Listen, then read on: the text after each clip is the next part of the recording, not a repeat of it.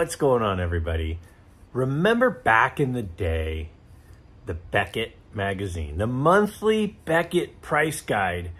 I mean, I know for years we had a subscription, so it would show up in the mail, and we were always one of the first people that would get the Beckett each month. And the thing about the Beckett is it was just pretty much universally accepted that whatever the Beckett said the price of a card was worth is what it was worth. I mean, didn't matter if you went to a card shop, to a friend's house, to a card show, it was all about the Beckett price. And things were so simple when we could just all agree on a common price. Well, a lot of us want to have that again. A lot of us want to have one place we can go with an agreed upon price. So what'll happen is maybe some people will go on eBay and check comps and will say, hey, well, this is what the last comp was. And then people will come back and say, well, that one, that one might have had shill bidding, or maybe that one had, this little centering issue or whatever. So some people will try different apps, different websites, card ladder, whatever the case may be. And so one of the things that I think frustrates a lot of us is there are so many different opinions on what a card is worth. One of the common questions, something I've heard several times, is, hey, what do you think of PSA's price guide? Well, on PSA's website, and one of the things, I got to give them credit, one of the things PSA has done really, really well is they have become a one-stop shop for a lot of collectors. You can see the pop report, you can see recent auction sale prices, you can look at the set registry. They have their own price guide. They have so many resources on their site that a lot of collectors just naturally go there for a lot of their collecting information. And that's really what a price guide is it's information. So I've had a lot of people ask, what do you think of PSA's price guide? And quite frankly, I think it's awful. Check this out. Let me show you why I think PSA's price guide is awful. Check this out, and we're going to come back and I'm going to talk to you about what I think the issue is with pricing. All right, so I head over to PSA's website, and again, there are lots of different tools available here. And one of them is the price guide. You can see right here. And when I click on the price guide, it lets me search for just about anything. And I know a lot of us have done this before. So I'm just going to put in a card here. So I'm going to start with the 1954 Topps Ernie Banks card. And when I search for it and it comes up, it gives me their price guide of the different grades. So all the way from a 1 on up on what PSA says the cards are worth. So a lot of people go, oh, this is just like back in the day when I would, look at my Beckett and see what a card is worth. So I'm going to go ahead and look up another card. This time I'm going to check out a 59 Topps Bob Gibson. Now the first thing you'll see when you look up a card from, I believe it's 56 and after, is it only gives their price guide for 5 up. It doesn't give a price for 1, 2, 3, or 4. And again, I think the cutoff is 1955. They do it, and then 56, they stop doing all the grades, and they just do 5 on up. So that was a look at the prices of the price guide for Bob Gibson and Ernie Banks. But if you look at the recent auction values, so Again, this is also on their website. I'm going to look up that Bob Gibson. And when I look here, it has everything from the average price to the most recent price to the PSA Price Guide price. But when you look at the cards and the recent sales, which, you know, sometimes they will take a second to load, but there they go. You can look at a different grade. So here's just, you know, one in particular grade. This is a 4. And you can see all the most recent sales, and you can see the auction house that they sold at, when it's sold. And you can even click on the picture of the card to see the picture of the particular card that sold. But the thing that I find kind of disturbing is that the recent sale prices at auction, in a lot of cases, aren't really that close to the PSA Price Guide price that we're looking at here in the middle. Doesn't it seem like the value of something should be what it's been selling for? So, again, if I look in this Bob Gibson, and again, this time I'm looking at a 6, you can see the recent final auction prices, what they sold for. And you'll see every once in a while I go, well, why is this one so high? Or why is this one so low? So this one sold really high.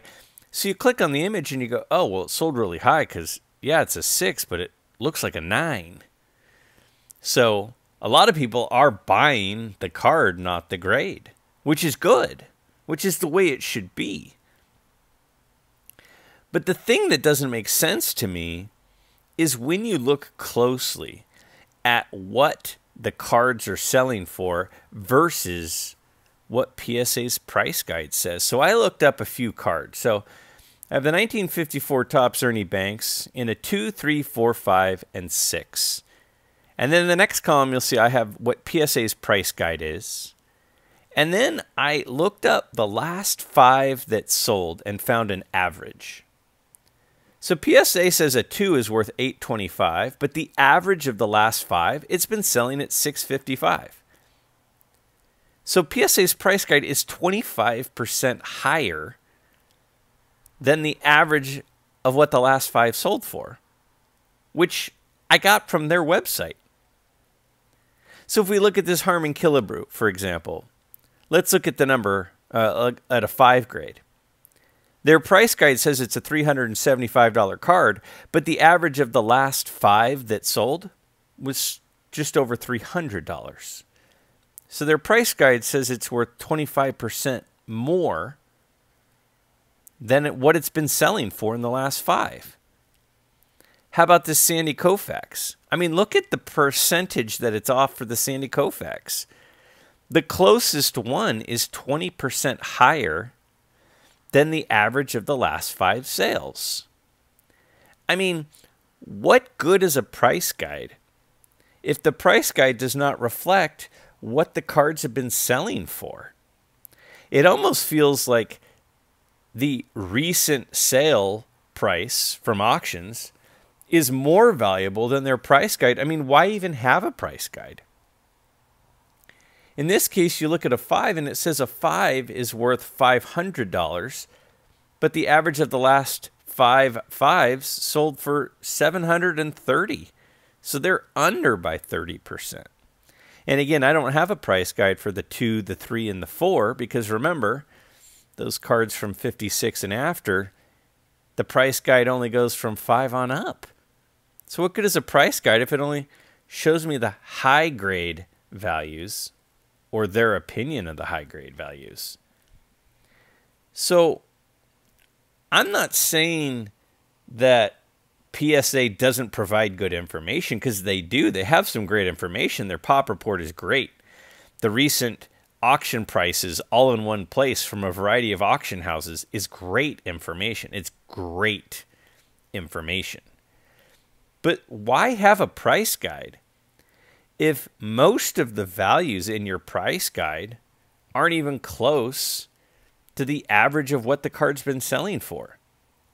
So those of you that have asked me, what do you think of PSA's price guide? I don't really know where they're coming up with those numbers, because in most cases, as you can see again, they're not really that close to what the card has been selling for over the last couple of months. So as much as we want to have a price guide, I mean, all these people that are heading to Chicago for the National and have been all week, they are interested in what the values of cards are that they want to buy.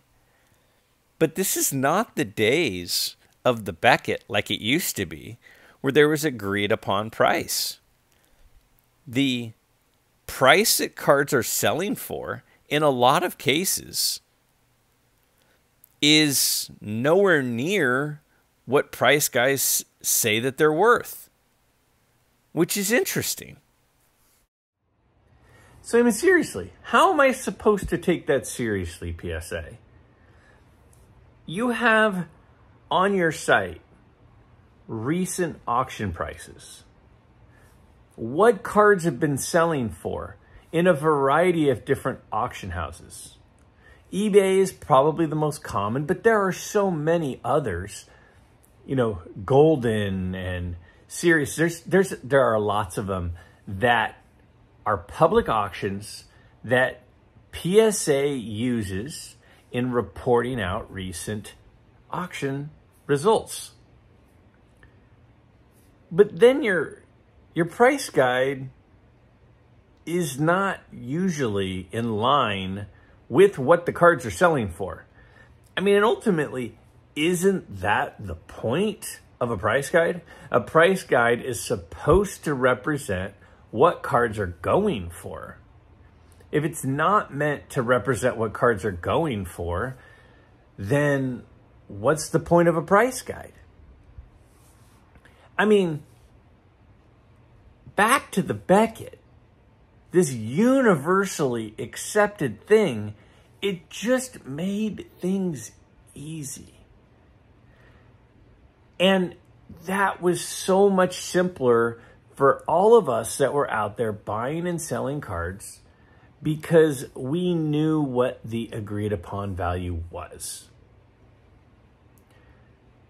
So why can't it be that easy anymore?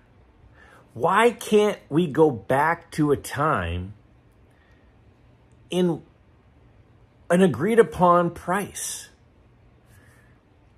So check this out. I think cards are like real estate or used cars.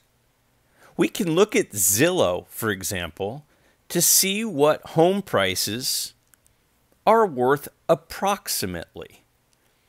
This house is selling for $625, but according to Zillow, the Zestimate is a little bit less than that. We can use search engines and we can use data to get some idea of what a card is worth, or a house is worth, or what a used car is worth. But it's not the same as a commodity. So I think that's really it. A baseball card or a football card, it's not an equal commodity. They're not the same. It's not a barrel of oil. It's not one share of common stock of Chevron or Disney or IBM. They're different items. They're similar items, but they're different. On my street, there are a lot of houses that have the same floor plan as mine, but they may not be worth really anything close to what mine is worth. It could be about how modernized it is. It could be about the condition. It could be about the view. It could be about the lot size. It could be about just about anything.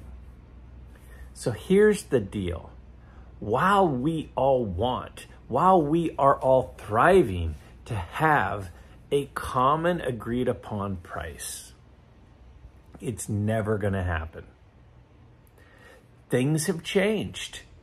We used to look at cards 25, 30 years ago as this one is pretty much the same as this one unless this one has a crease. But as card values have gone up, it's not just about creases, it's about corners, it's about centering, it's about surface, it's about edges, it's about wax, it's about stains. There are so many things, the color, the clarity, that affect how much we want this, how much we want that specific card. So yes, it would be nice if buying a card was like buying a barrel of oil or buying a bale of hay, but it's not a commodity. They're not the same. They're all a little bit different, especially with vintage cards. Modern cards are much more similar because the production is better. They go straight from packs into protection. And because the cards are virtually identical in condition and in production. With vintage cards, there are so many factors.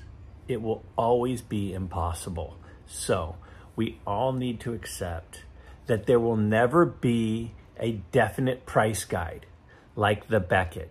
I mean, even back in the day with the Beckett, remember if there was kind of an oddball card, not a typical a base card from the regular set, there was that thicker book that Dr. Beckett made that had like everything that you've ever, like any card that ever existed was in that book versus the regular base sets in the Beckett Monthly.